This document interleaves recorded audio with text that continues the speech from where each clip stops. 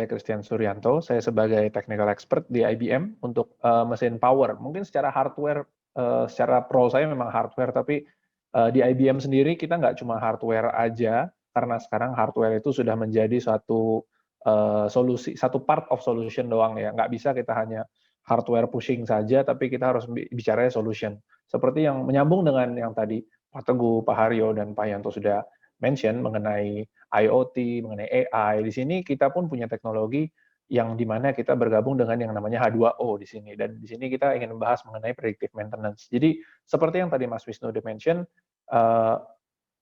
next boleh. Seperti yang tadi Mas Wisnu udah mention, salah satu use case di manufacturing adalah predictive maintenance. Salah satu applicable situasi yang di mana AI dan IoT itu applicable adalah predictive maintenance. Di mana predictive maintenance di dunia itu mostly setelah melakukan survei, problem-problemnya itu seperti ini. Mungkin Bapak Ibu di audience bisa relate ke beberapa hal tersebut. Predictive maintenance itu tadi seperti yang Pak Yanto juga mention adalah kita mendeteksi problem sebelum kejadian. Karena kan kita maunya prediktif supaya nggak perlu ada hal yang tidak diinginkan terjadi dahulu baru kita melakukan maintenance. Jadi di sini dilemanya tuh ada dua sebenarnya, antara kita melakukan maintenance terlalu sering atau melakukan maintenance-nya terlalu jarang gitu kan ya. Jadi di mana sih angka yang tepat di mana kita melakukan jumlah predictive maintenance yang cocok tuh berapa? Sehingga itu relate ke poin yang pertama yang sebelah kiri atas, yaitu maintenance cost. Nah, maintenance cost itu kalau misalnya kita terlalu sering, maka kita akan perlu cost yang lebih banyak untuk melakukan maintenance, untuk melakukan preventif, tindakan preventif itu. Nah, kalau terlalu jarang juga yang cost-nya adalah cost kehilangan nanti, cost kehilangan, cost kerusakan, cost asuransi misalnya dan lain sebagainya. Nah, ini merupakan salah satu cost yang memang bisa yang sangat bisa kita highlight karena ini menjadi salah satu poin faktor utama dalam pengurangan cost-nya itu sendiri dari sisi predictive maintenance. Untuk keselamatan yang nomor 2, yaitu keselamatan dari sisi engineer-nya yang memperbaiki, itu mulai dari yang melakukan perbaikan dan kalau misalnya yang mengendarai mobilnya, yang menggunakan mesinnya misalnya. Kita nggak mau misalnya mesin yang digunakan yang Bapak Ibu gunakan itu terjadi sesuatu dulu sehingga itu bisa misalnya amit-amit ya mencelakai pekerjanya, ada kecelakaan kerja karena faulty di mesinnya. Nah, itu suatu hal yang kita sangat sensitif dan kita ingin prevent. Nah, yang ketiga di sebelah kiri bawah adalah worker shortage. Worker shortage ini juga terkait dengan skill. Tadi seperti Pak Haryo udah mention dan Pak Teguh juga udah mention yang mengenai people. People di sini memang sangat penting karena tadi yang Pak Haryo juga udah mention mengenai mindset lebih utama dan skill set itu yang kedua, karena yang pertama mindset terlebih dahulu. Di sini semakin sedikit orang-orang yang punya mindset yang sama dan juga skill set yang bisa membantu untuk melakukan maintenance. Dan itu menjadi suatu kekurangan dan akhirnya lama-lama trennya adalah makin lama makin sedikit, sehingga nantinya memang sudah akan semakin sedikit resource-resource yang ada. Sehingga di sini AI itu menjadi salah satu alternatif, salah satu solusi yang untuk menanggulangi 3 masalah tadi. Dan tentunya yang nomor 4 adalah, ini yang paling manusiawi, downtime dan uptime. Kalau yang namanya manusia, kita melihat mesin, kita 8 jam kita kerja dalam satu shift misalnya, itu akan ada lelahnya, ada fatigue-nya. Nah, di situ kalau mesin tidak ada fatigue-nya. Mesin bisa 24 jam kali 7 kali 31 hari per bulan, 30 hari per bulan, dan 356 hari setahun non-stop. Nah, memang di sini jadinya kita ingin membuat semuanya terotomatisasi karena memang dan terinterkoneksi karena memang kita mengarah ke industri 4.0. Nah, ini pertamanya sih.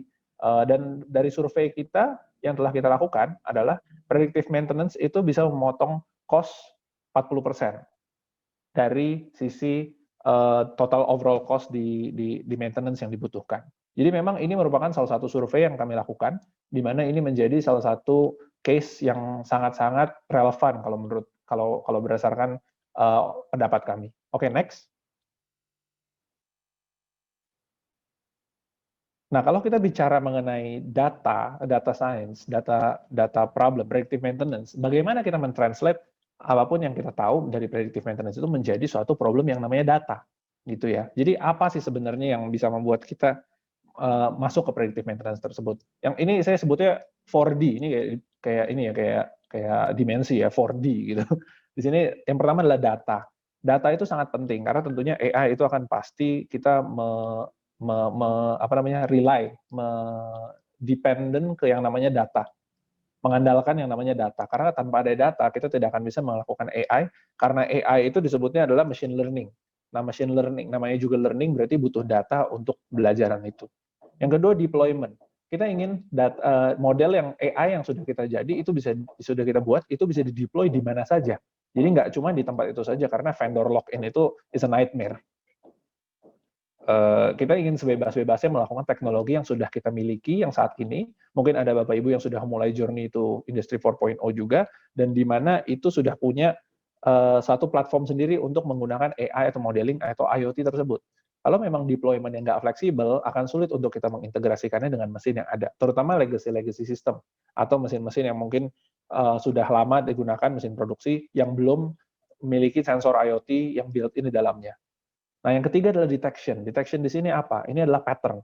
Manusia kerap kali tidak bisa mendetek yang namanya pattern yang ada di data karena datanya sekian banyaknya. Nah, dengan kita ada detection, kita akan bisa dengan AI bisa melakukan detection, dia akan bisa melihat pattern-pattern yang tersembunyi itu sehingga mendapatkan insight yang lebih banyak. Nah, yang keempat adalah depth. Depth ini lebih ke arah seberapa dalam sih AI itu bisa mengeksplor data-data tersebut. Oke, next. Ya, kalau kita translate ke framework-nya artificial intelligence, itu mulai pertama adalah dari data collection dulu pertama ya, data procurement, kemudian di-prepare datanya, kita harus melihat juga data yang tepat, di mana yang bagus, yang mana yang cocok untuk mewakili model itu seperti apa. Karena tadi seperti Pak Haryo tadi dan Pak Yanto juga mention, ada istilah yang namanya garbage in, garbage out, gold in, gold out. Jadi apapun yang kita masukkan, apapun yang kita ajarkan ke AI ini, modelnya akan merepresentasikan dari data itu tadi. Model itu adalah hasil representasi dari data tadi. Jadi kalau datanya nggak mewakili, ya modelnya juga nggak akan mewakili. Nah, tentunya yang ketiga adalah feature engineering. Feature engineering ini penting karena contoh saya ambil kasus di mana tracking misalnya, tracking, maintenance dari truk misalnya, maintenance dari kendaraan untuk mendelivery barang. Tentunya ada distance, faktor-faktor yang membuat dia predictive maintenance-nya itu relevan adalah yang membuat dia harus dilakukan maintenance adalah distance, adalah speed, adalah keadaan jalanan, cuaca, dan lain-lain. Kita tidak bisa hanya menilai satu faktor independen dengan yang lain, atau kita sebut datanya IID. Nah, itu tidak bisa seperti itu, tapi kita harus ada yang namanya feature engineering, di mana satu faktor, satu variabel dengan variabel lain, itu digabung. Misalnya, distance-nya jauh, dengan speed-nya, top speed-nya, atau average speed-nya itu melebihi batas normal. Atau distance-nya jauh, tapi speed-nya nggak masalah. Berarti mungkin dia masih bisa bertahan, meskipun distance-nya jauh. Masih bisa melewati standar yang harus dilakukan predictive maintenance. Misalnya, predictive maintenance 50.000 km, tapi ternyata karena speed-nya nggak segitu jauhnya, mungkin dia bisa lebih dari 50.000 km. Speed-nya nggak segitu tingginya. Bawanya yang nyetir baik gitu misalnya. Nah, yang keempat, model training. Model training ini banyak metodenya. Tentunya kalau misalnya kita bilang predictive maintenance adalah dia butuh maintenance apa enggak, maka problemnya adalah klasifikasi. Dan seperti yang tadi saya mention, yang terakhir adalah deployment. Dan proses ini akan berulang-ulang, karena setelah kita deploy, kita akan mendapatkan data baru, yang dimana itu menjadi data procurement lagi. Dan kemudian kita ada asset preparation. Message dari sini adalah predictive maintenance, kita bisa tuangkan ke framework ini, dan setelah kita tuangkan ke framework ini, prosesnya akan berulang-ulang karena kita akan memperbarui model tersebut. Ya seperti kita ngajarin anak kecil aja gitu kan, kita akan memberikan dia satu soal, problem, dan ada jawabannya, kemudian dari jawabannya itu mungkin salah, mungkin benar, dia akan belajar sehingga akan jadi lebih baik. Tapi proses itu akan berulang-ulang. Dan itu yang sama yang bisa kita lakukan untuk si AI-nya tadi, untuk si AI yang kita buat untuk predictive maintenance tadi. Next. Nah, ini use case yang salah satunya adalah tracking company. Ini seperti yang tadi saya mention. Mungkin karena keterbatasan waktu, saya juga agak cepat saja di sini. Nanti kalau ada pertanyaan mungkin bisa kita bahas. Tapi saya akan mencoba sebisa mungkin untuk menggambarkan apapun yang ada di sini. Mungkin sekitar 2 menit lagi atau 3 menit lagi ya. Oke. Di sini cost modelnya ada 2, seperti yang tadi saya mention. Unnecessary check by mechanic, yang nomor 1 berarti adalah cek yang tidak diperlukan. Misalnya dia belum butuh diperiksa tapi udah diperiksa, dan kalau terlalu sering akhirnya kita akan menggunung cost-nya di maintenance cost yang dimana itu sebenarnya tidak perlu dilakukan. Misalnya seminggu sekali jadi mesti dilakukan tes. Oke, itu baik, preventif. Tapi apakah harus seintens itu? Nah, karena itu berhubungan dengan cost lagi. Dan yang kedua, cost model yang paling fatal tentunya adalah missing a faulty truck, yang dimana ini bisa meng-cost breakdown. Kalau udah breakdown, cost-nya akan lebih besar. Nah, kalau kita lihat total cost-nya adalah ya kita kalikan saja 10 kali kejadian nomor 1 tambah 500 kali kejadian nomor 2 itu menjadi total cost-nya. Predictive model kita sebutnya false positive dan false negative. Oke, next. Nah, kalau misalnya kita belum punya platform yang akan saya ceritakan ini, kita kan membuat model itu secara manual. Membuat manual modelnya seperti apa? Kebetulan background saya memang matematika, jadi saya cukup familiar dengan yang namanya Monte Carlo simulation dan hal seperti itu, random forest, binomial tree, trinomial tree, sebagainya. Dan itu merupakan satu metode yang bisa kita lakukan untuk kita memprediksi classification model. Tapi itu membutuhkan komputasi yang luar biasa dan proses dan tim yang luar biasa untuk bisa mengerti hal itu dan mentranslate apapun yang ada real case menjadi apapun yang menjadi real case menjadi mathematical case dan kemudian translate balik lagi menjadi real case. Nah, metode-metode ini bisa diaplikasikan secara manual, tapi perhitungannya akan intens. Nah, comes H2O. Enter H2O. H2O ini adalah satu tools, satu platform. Ini yang saya highlight biru itu semuanya adalah bukan feature, highlight-highlightnya. Dia adalah automatic machine learning platform. Saya sebutnya AI to do AI. Kita membuat AI, tapi ini adalah satu platform yang memang sepertinya sudah built-in seperti seakan-akan kita dibantu oleh AI untuk pembuatan AI sendiri. Simplifying the process untuk data expert atau bahkan sampai ke non-data scientist. Saya background matematika, oke, tapi saya bukan data scientist. Saya bisa menggunakan itu saya bisa menggunakan platform ini untuk membuat model-model yang saya ingin simulasikan. Nah, kemudian yang bedanya adalah dia punya explainability-nya juga di sini. Karena salah satu yang paling utama adalah trust. Trust dari sisi model tersebut. Oke lah, AI itu menjadi salah satu yang penting. Model itu menjadi salah satu yang penting. Salah satu yang bisa kita andalkan. Tapi apakah benar kita bisa percaya model tersebut? Ujung-ujungnya akan jadi black box aja kalau kita nggak tahu dia pengambilan kesimpulan dari mana.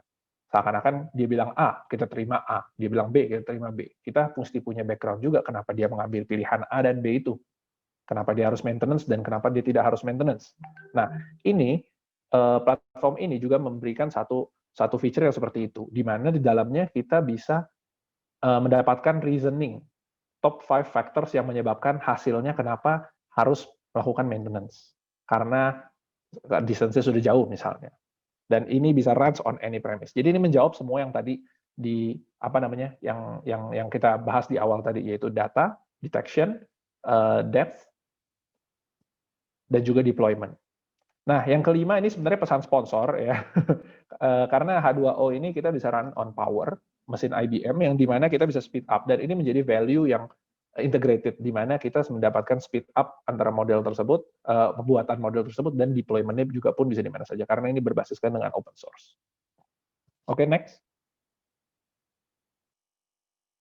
Ya, secara gambaran sih seperti ini. Jadi ini kan mirip, ini kan sama dengan slide Pak Yanto tadi ya, bahwa data procurement itu memang dilakukan dengan misalnya menggunakan entity things cloud tadi udah di-mention. Nah, yang H2O cakup adalah proses setelahnya. Semua proses setelahnya, mulai dari data preparation, feature engineering, model training, sampai prediction dan deployment. Ini semua sudah dalam H2O.